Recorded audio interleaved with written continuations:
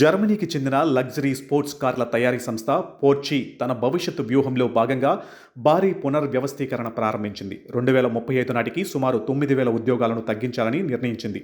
ఇది కేవలం ఖర్చులు తగ్గించడమే కాదు, వ్యాపార నమూనాను పూర్తిగా మార్చే ప్రయత్నంగా విశ్లేషకులు చూస్తున్నారు.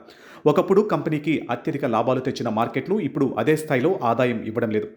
పోర్షేకు అతిపెద్ద మార్కెట్లలో చైనా ఒకటి. అయితే ఇప్పుడు పరిస్థితి పూర్తిగా మారిపోయింది. BYD, Xiaomi, NIO, Li Auto, Xpeng వంటి చైనా ఎలక్ట్రిక్ కార్ల కంపెనీలు వేగంగా ఎదుగుతున్నాయి. అత్యాధునిక టెక్నాలజీ, తక్కువ ధర, వేగంగా కొత్త మోడళ్ల విడుదల, వినియోగదారుల అభిరుచులకు తగ్గ ఫీచర్లు ఇవన్నీ కలిసి చైనా కంపెనీలకు భారీ ఆధిక్యాన్ని తీసుకువచ్చాయి. దీంతో విదేశీ లగ్జరీ బ్రాండ్లపై ఒత్తిడి పెరుగుతుంది. చాలా కంపెనీలు అమ్మకాలు పెంచుకోవడానికి ధరలు తగ్గిస్తున్నాయి. కానీ పోర్షే మాత్రం ఆ మార్గంలో వెళ్లడం లేదు.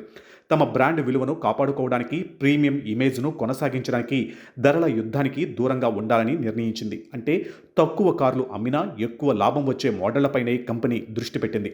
ప్రపంచవ్యాప్తంగా ఎలక్ట్రిక్ వాహనాల డిమాండ్ గతంలో ఊహించినంత వేగంగా పెరగడం లేదు. కొన్ని దేశాలలో ప్రభుత్వ సబ్సిడీలు తగ్గడం, ఛార్జింగ్ మౌలిక వసతుల సమస్యలు, వినియోగదారుల సందేహాలు ఇవన్నీ ఈవీ అమ్మకాలపై ప్రభావం చూపుతున్నాయి.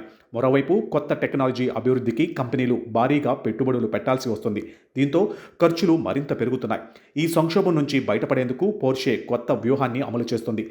జర్మనీలోని తయారీ కేంద్రంలో దీర్ఘకాలిక పెట్టుబడులు కొనసాగిస్తూనే అత్యధిక లాభాలు తెచ్చే మోడళ్లపై ఎక్కువ దృష్టి పెట్టాలని నిర్ణయించింది. అదే సమయంలో సాంకేతిక అభివృద్ధి, నాణ్యత, బ్రాండ్ విలువలను కాపాడుకోవడం పైన కంపెనీ దృష్టి సారిస్తుంది.